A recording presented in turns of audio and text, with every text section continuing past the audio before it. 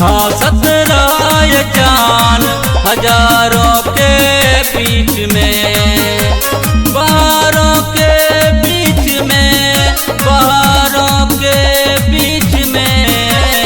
हंसत रहे जान हजारों के बीच में, हंसत रहे जान हजारों के बीच में। बहारों के बीच में, बहारों के बीच में। हंसत रहे जान हजारों के बीच में, हंसत रहे जान हजारों के बीच में।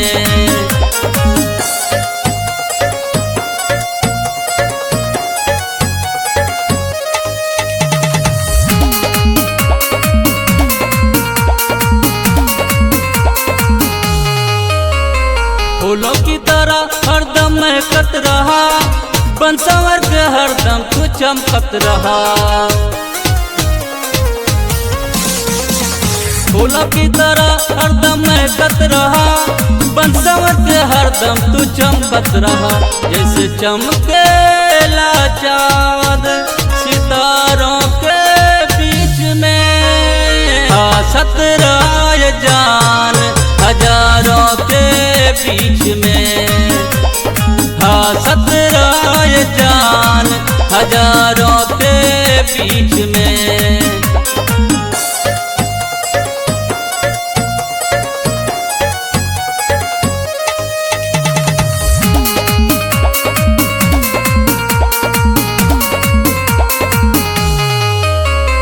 जब जब सावन बरसेला, देख के मनवा तरसेला।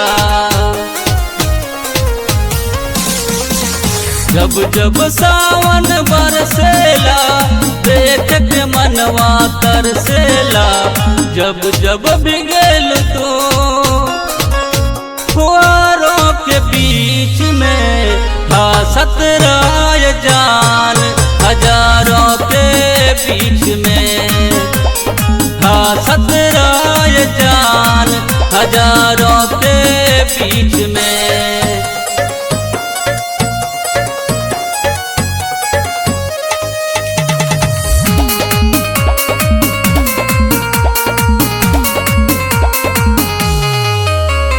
चेहरा के हंसी से हर गम को भुला दो, दिल के अपने हाल अखियों से बता दो।